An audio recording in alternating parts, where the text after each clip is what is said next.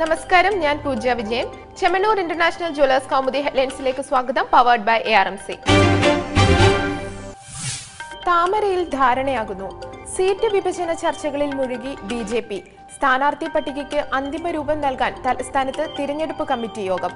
ശോഭാ സുരേന്ദ്രൻ പാലക്കാടും K സുരേന്ദ്രൻ മഞ്ചേശ്വരത്തും മത്സരിക്കും. Thiruvananthapuram central BDJSന് നൽകുന്ന കാര്യത്തിൽ ധാരണയായില്ല.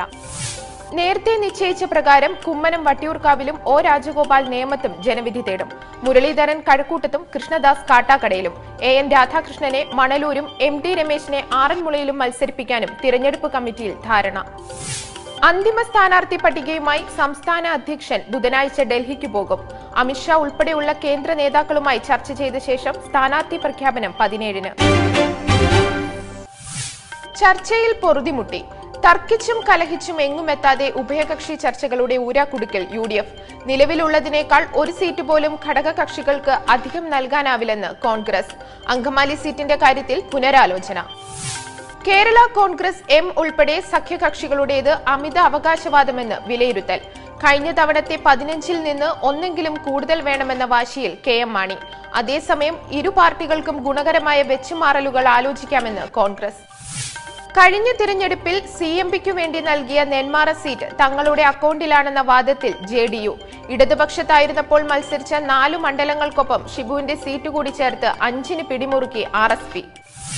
അതിനിടെ ജേക്കബ് ഗ്രൂപ്പിൽ കലഹത്തിനു വഴിവെച്ച അങ്കമാലി സീറ്റ് ഏറ്റെടുക്കുന്ന കാര്യത്തിൽ അന്തിമ നിലപാട് സ്വീകരിച്ചിട്ടില്ലെന്ന് കോൺഗ്രസ് വിശദീകരണം. ജോണി നെല്ലൂരിന് സമ്മതമെങ്കിൽ ചർച്ചകൾ തുടരാമെന്നും വാഗ്ദാനം. വിമർശനങ്ങൾക്ക് മറുപടി.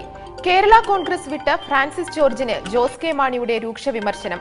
ജോർജിന്റേത് തിരഞ്ഞെടുപ്പിന് തൊട്ടുമുമ്പുള്ള അവസരവാദ നിലപാട്.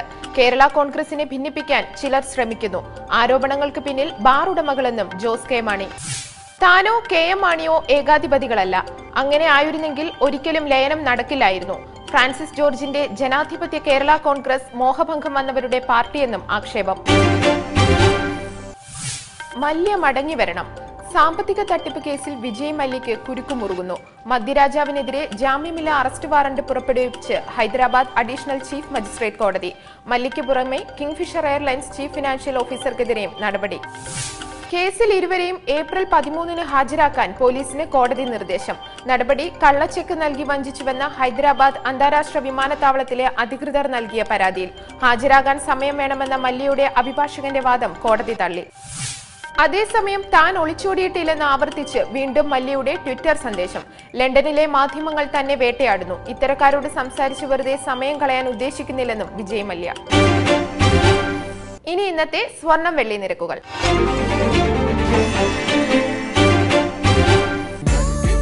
ദുബായ് ഗോൾഡ് ആൻഡ് ഡയമണ്ട്സ് സ്വർണം വെള്ളി നിരക്കുകൾ നിങ്ങൾക്കായി അവതരിപ്പിക്കുന്നത് ദുബായ് ഗോൾഡ് ആൻഡ് ഡയമണ്ട്സ്.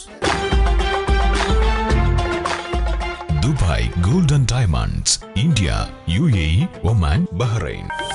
സ്വർണം ഗ്രാമിന് 2660 രൂപ, പവൻ 21,280 രൂപ, വെള്ളി ഗ്രാമിന് 65 രൂപ. ദുബായ് ഗോൾഡ് ആൻഡ് ഡയമണ്ട്സ് സ്വർണം വെള്ളി നിരക്കുകൾ നിങ്ങൾക്കായി അവതരിപ്പിച്ചത് Dubai gold and diamonds, India, UAE, Oman, Bahrain. Chemmanur international jewellers Kaumudi headlines powered by ARMC സമാപിക്കുന്നു. അടുത്ത ഹെഡ്ലൈൻസ് 1 മണിക്കൂറിന് ശേഷം. നമസ്കാരം.